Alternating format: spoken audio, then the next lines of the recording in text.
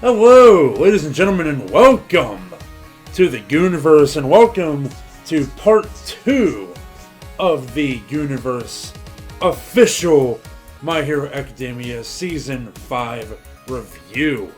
I am John Kearns, joined by the man himself, Tim Farley. Hello. Tim Farley, Mr. Farley, young Farley. We have seen quite the episode this week. I agree. I was like, holy shit at the end of this episode. And I was holy shit a few times throughout the episode. Yes. The storytelling here is getting pretty damn good. Especially with young Midoriya. And the Todoroki family. Todoroki family is something that we're going to talk about a lot coming up here. But, so let's get right into it. Because, my God, there's a lot to unpack. Thankfully, thank God, so much more to unpack than in the first episode. The first episode wasn't bad, but man, the first episode we had a lot of questions, and in the second episode we got a lot of answers, and then more questions. Oh, it's a tease. So the episode begins. We have Endeavor and Hawks right after the fight with the Super Nomu, and they are talking to Dobby of the League of Villains, one of my favorite villains. So, during this conversation, a mysterious hero arrives, one that has been seen many times in tons of, like, promotional art and, like, fan arts and all that, and actually appeared in the end credits a lot in one of the more recent seasons in a slideshow of photos featuring All Might and other pro heroes in their younger days. We then learn that Hawks is working as a double agent, being used to infiltrate the League of Villains. Because the conversation that him and Dobby have is very interesting, is it not, Tim? Oh, absolutely. What happens is we see Hawks and Dobby meet in, like, I would say a dark warehouse.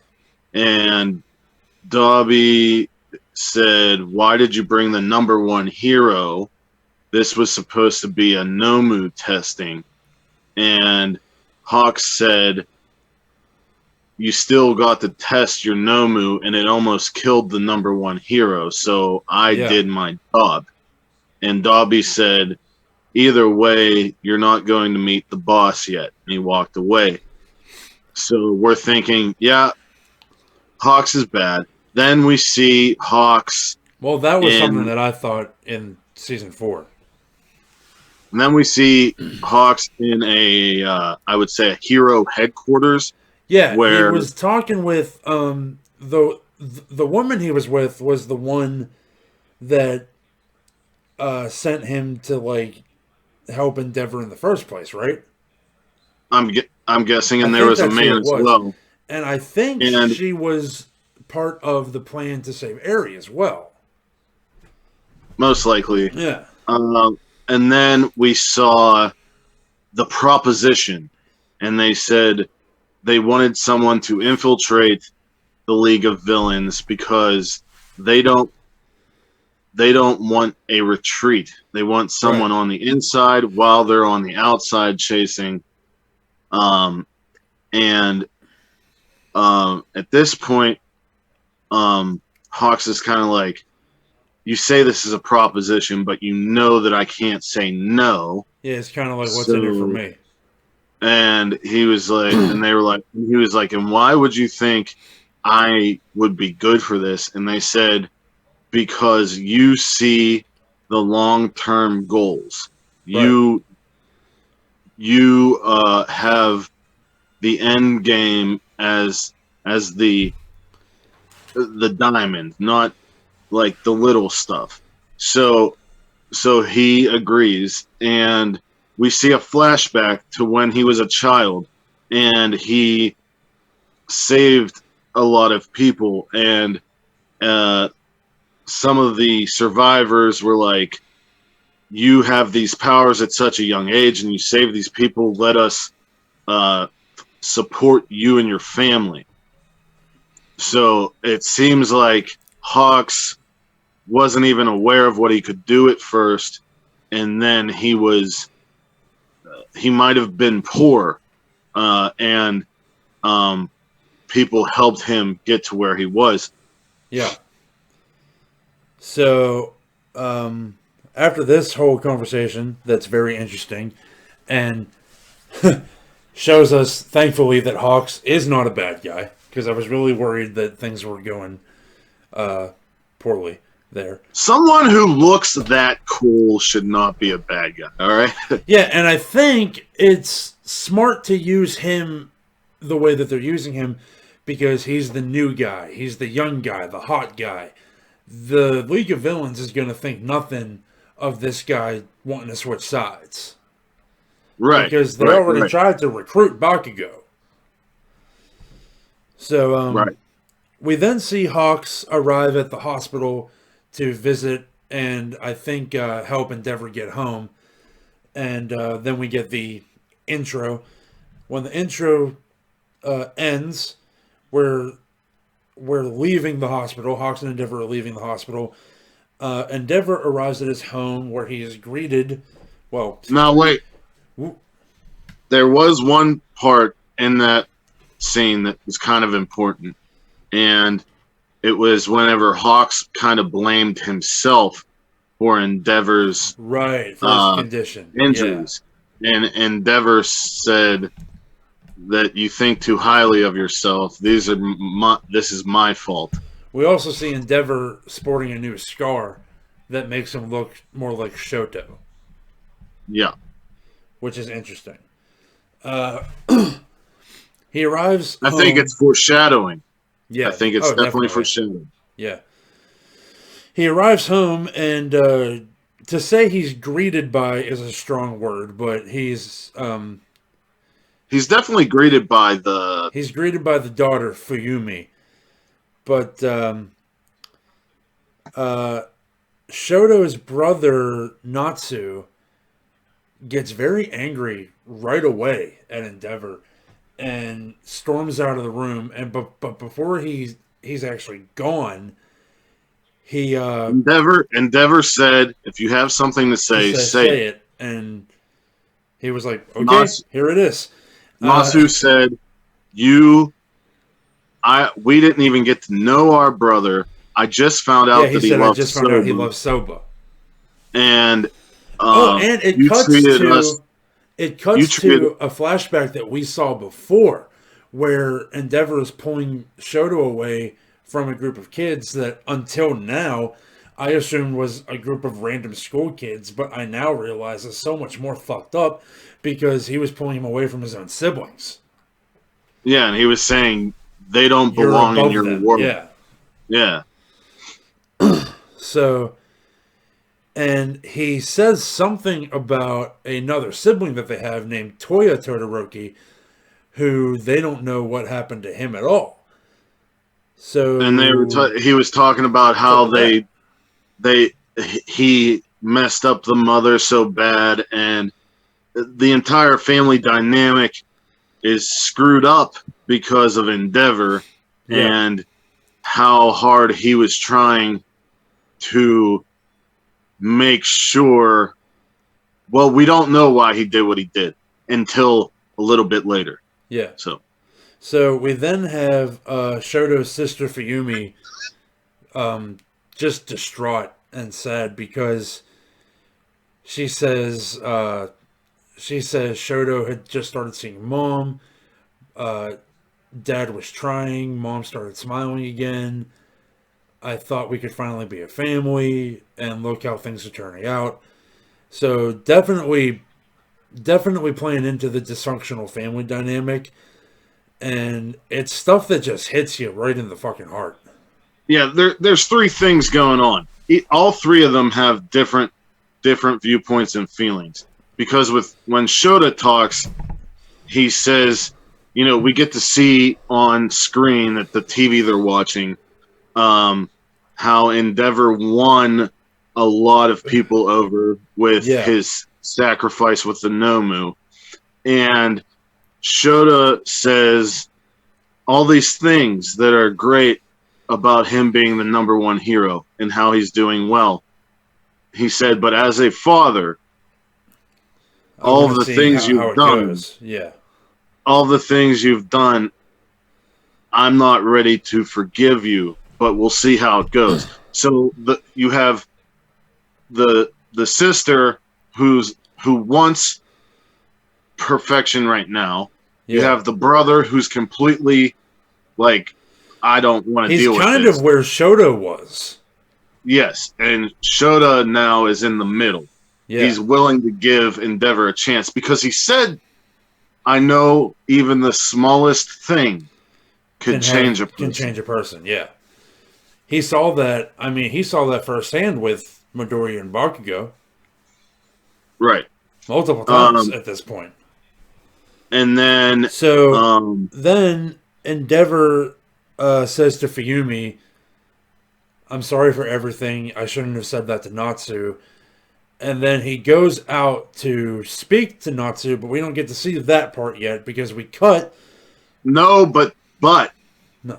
While he's making his way out there, we see him talk his inner monologue. Yeah. And he's talking about how everything he did was to protect the future and the future that he wanted. And the future that he wanted was to make sure that those children were good and okay, and taken care of.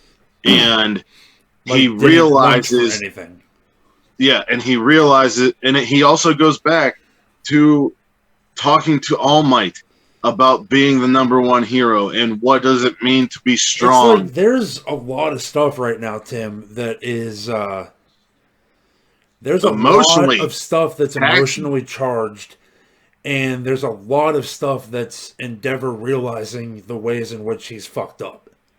Yeah, like we're seeing that in all of Endeavor's intentions were very noble and altruistic, but the way he's finally starting to realize that the way he went about it was completely wrong. Right. Which makes me really like Endeavor because I love complex characters. And Endeavor is, if nothing else, complex. Yeah. So, we cut to young Midoriya training, trying to better his use of One for All. He talks about training so hard that he went and fell asleep without bathing.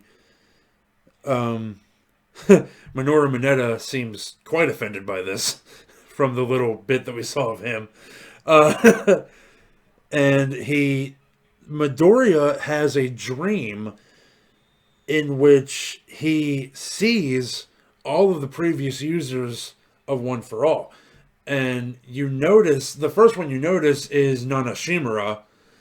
All Might's not there, and I believe that that's just because All Might's not dead. Correct. I think that all the other users are dead. Right. I don't know how long ago Nanashimura passed away, but we know that Shigaraki is her grandson, so I imagine she was quite advanced in age by the time All Might would have even met Midoriya. Right. And she had probably passed on before All Might met Deku. And the word Vestiges is synonymous with traces. Yeah. So they are the traces of One for All. Right. And Midoriya is the one holding it now. So and as he's looking down the line... What makes it switch to the scene that we get next? So as he's looking down the line, he gets to the first person, the one all the way down. He says, in the last person, and then boom! it cuts to... They're all gone. They're all gone. And we still have Midoriya, but Midoriya can't move. He starts to hear a voice, a familiar voice. We know that voice right away to be the voice of All For One, the big bad. And he's talking to his little brother, who is pathetic and withered, and weak, all these things that people like, that people like All For One hate. So the conversation is very heated between the two brothers, and we see an example of not one for all. We see an example. I always mix them up. It's hard. It's hard. We see, just think, Three Musketeers. No, but we see an example of All For One's power, in which he takes the power from a person that is burdened by his power, and gives a facsimile of the power to a person that's quirkless. Well, I don't know if that's exactly what happened. He didn't transfer it. He was able to take away. He took away the power. The one that was a burden.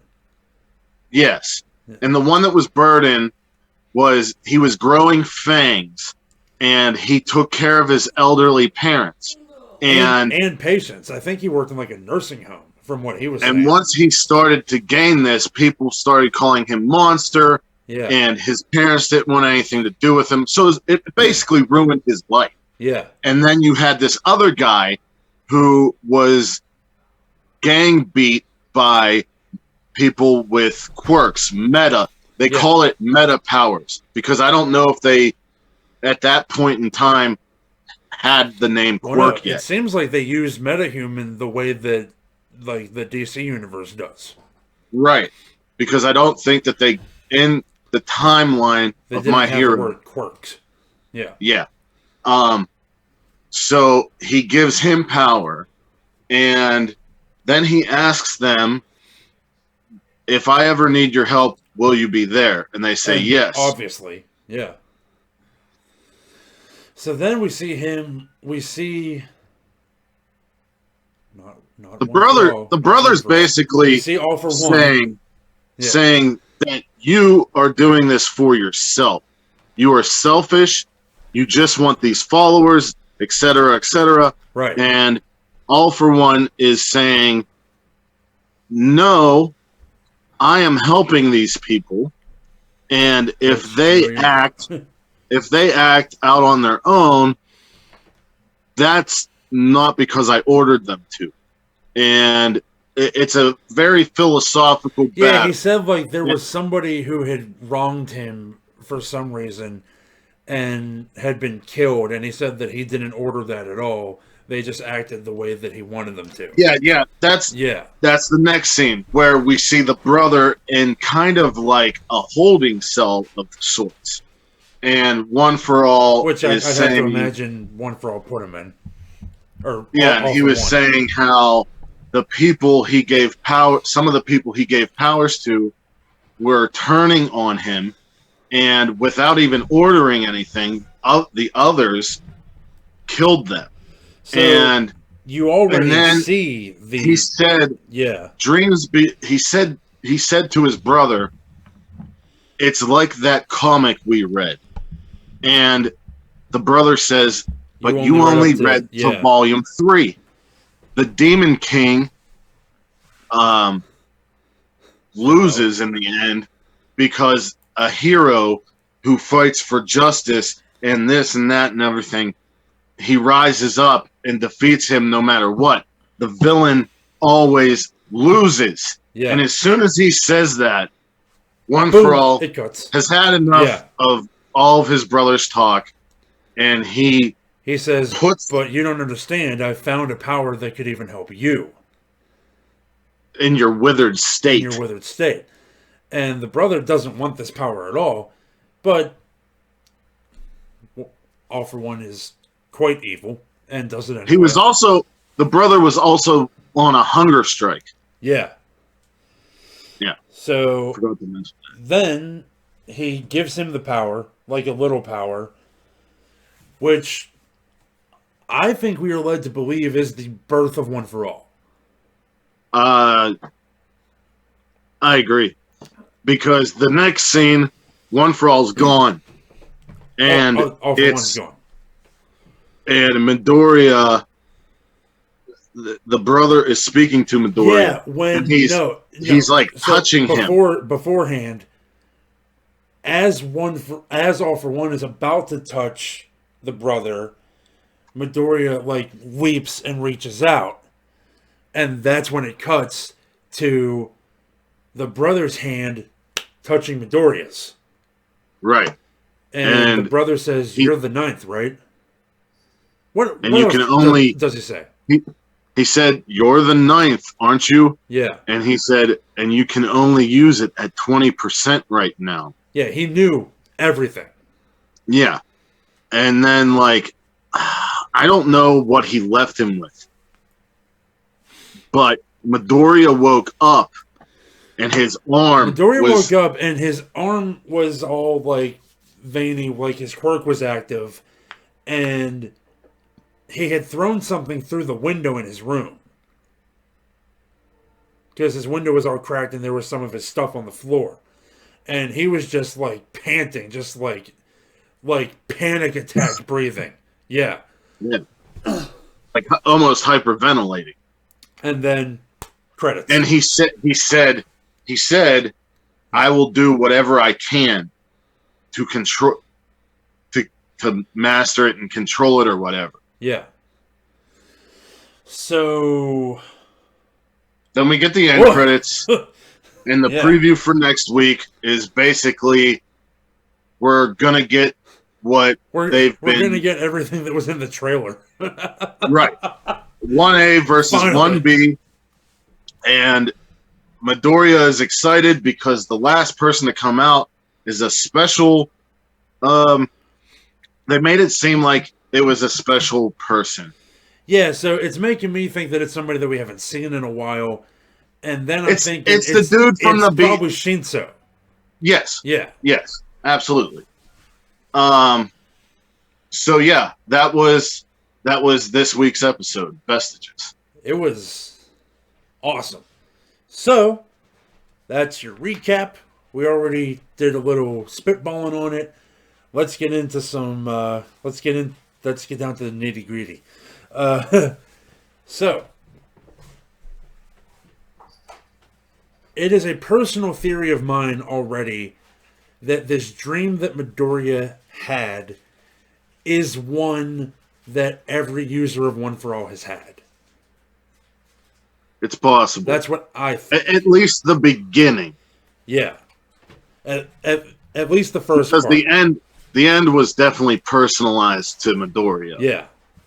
I'm very happy that Hawks is a double agent because and not just a bad guy. I didn't want him to be a bad guy. Not at all. He looks like an anti-hero. Cool. Yeah. And in this role, he's almost kind of like an anti-hero because he's playing both sides.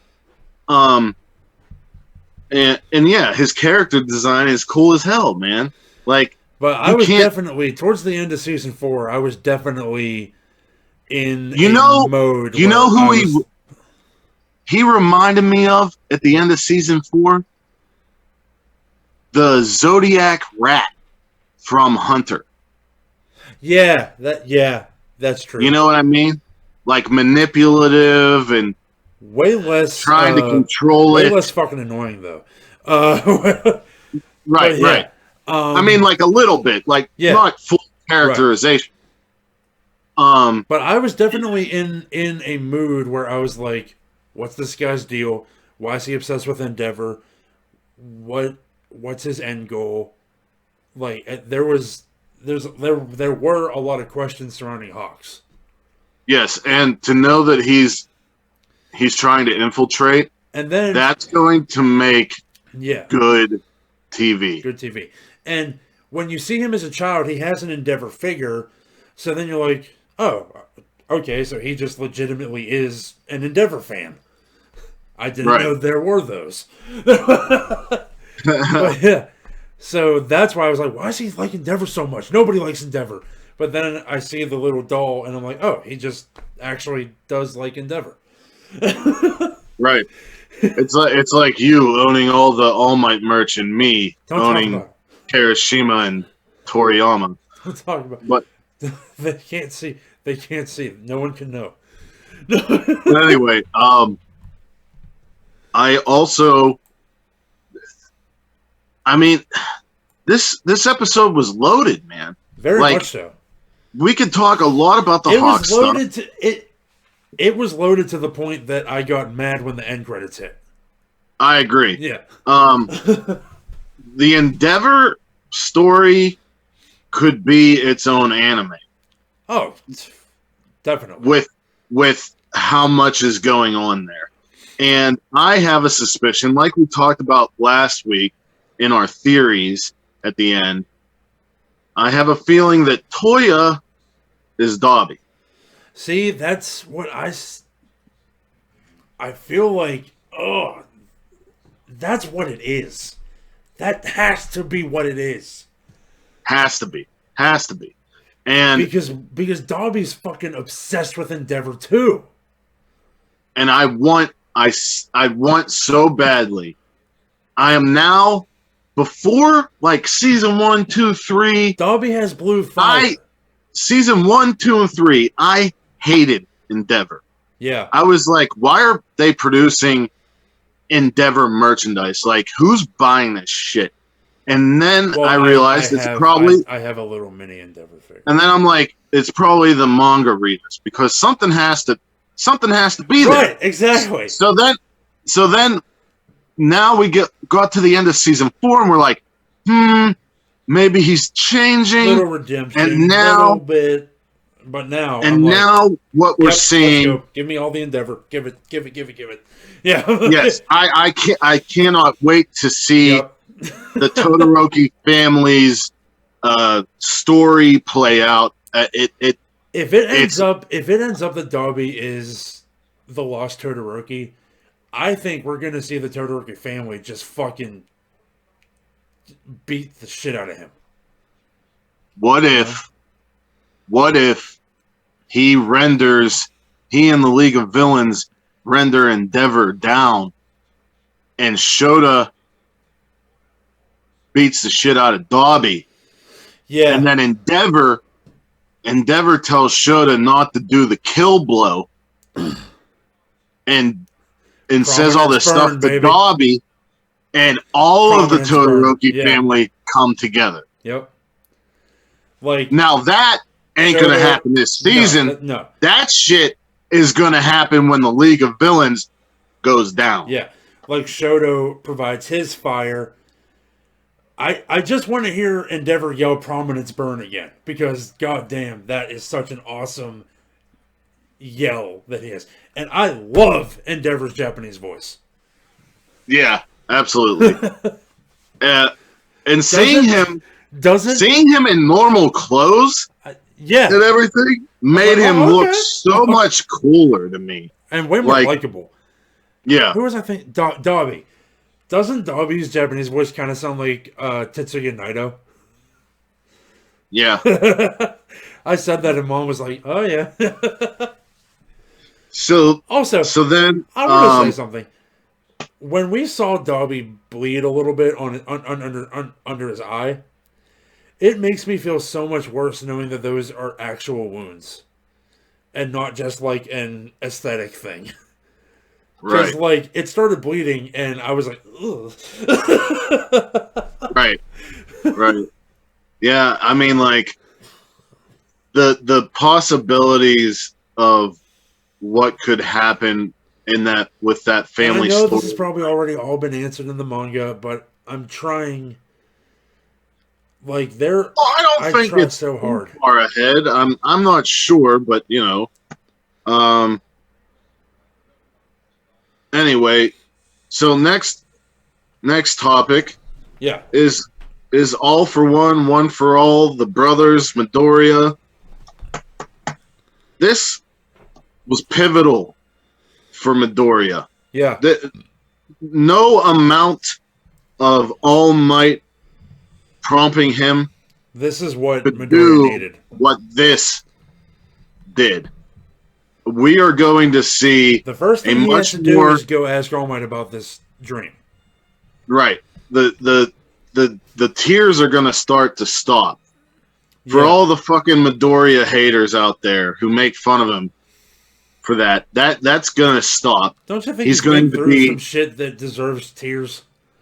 he's going to be laser focused. This is and the history and the name of the little brother. We're definitely going to get that. We haven't seen. Obviously, he's in the opening credits for this season, so he can't only be in one episode. Yeah, So and I'm excited to see more from this cat girl hero that we've been seeing for a long time, but we've never seen in the anime. yeah, right. I was like, who's this? Who this is? He looks familiar, but I don't know her. I don't remember what season it was, but there was one of the end credits sequences was like it looked like a bunch of like school photos where like All Might won a medal from some sort of festival and like Aizawa was there and President Mike was there and that cat girl was a cheerleader. So she's definitely somebody that knows that I feel like knows All Might and knows Aizawa. Did we maybe get introduced to her whenever they were voting on who was going to be number one? Maybe. Or like, I think so. Yeah. Maybe. Yeah. Like I don't remember. There. I might have to watch that. What's that episode called? The Billboard chart thing. Yeah, something like that. I'm gonna have to rewatch that and see. But I'm gonna ask you a minor question. Whenever we did get into the Endeavor family scene, yeah, the sister said Shota's teacher allowed him to come off campus for this, but he decided to stay outside, and we saw Aizawa outside. Why do you think? What the fuck is up with Aizawa and Endeavor? Is that what you thought? That's what I thought. Because I thought there could be beef there, or Aizawa knows his place. Like knows his place, but also given the kind of teacher that Aizawa is, I feel like there may have been times that Shota went to Aizawa and just like laid all the shit out there. Or just how he sees, just from seeing all of him. I mean, for like a season and a half or 2 seasons, he didn't use fire. Yeah. So Aizawa knows there's issues at home. So maybe he just knows his place and was like, I'm not going in there. That's going to be your transportation. That's right. what I am. That's what. But yeah, like. And we know, under the off-putting exterior lies a very kind, very caring man in Shota Aizawa. Absolutely. Or he would have kicked Deku out the first day. So there's something going on there, I think. So, well, we see it in a lot of animes, like Kakashi Sensei in Naruto and Genkai and Yusuke and Yu Yu Hakusho and stuff like that. But so the first 2 episodes, John, they were pretty heavy, and I am looking forward to next week because it seems like we're going to get a little bit of a lighter episode. Yeah, we're getting like the start of the it seems like we're finally getting into the school stuff. Yeah, like the fun parts. Yeah. Like the actual learning aspect. Yeah, and the fights that don't have such an impact on the entire show.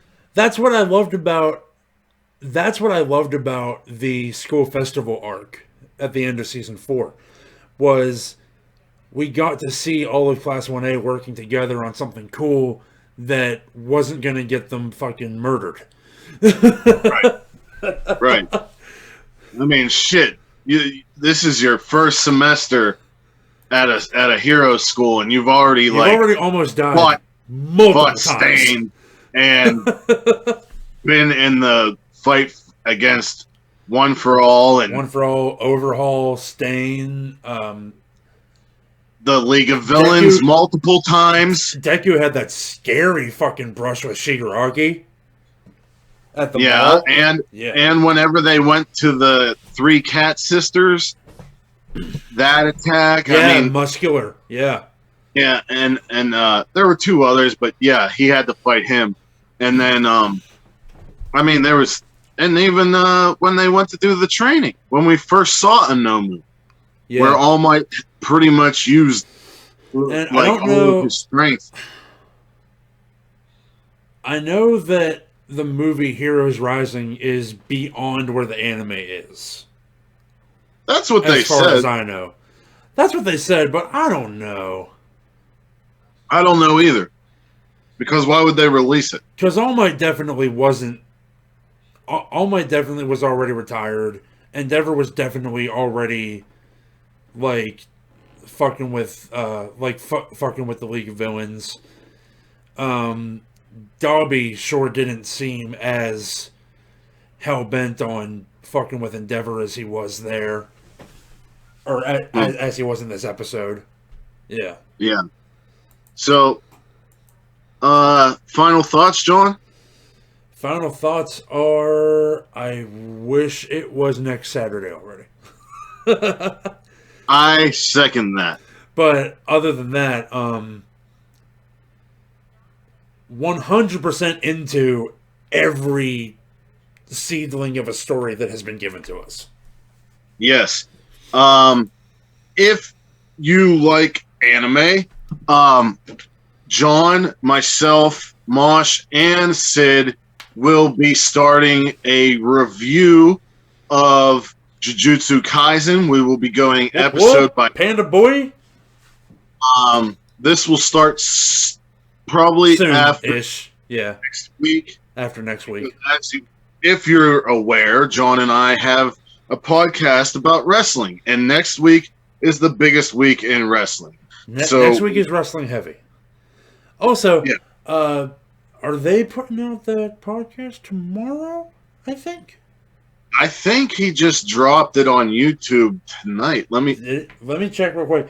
Well, if it's there now, go watch it. But if not, that's not what he posted. I did talk to Sid. I talked to Sid earlier.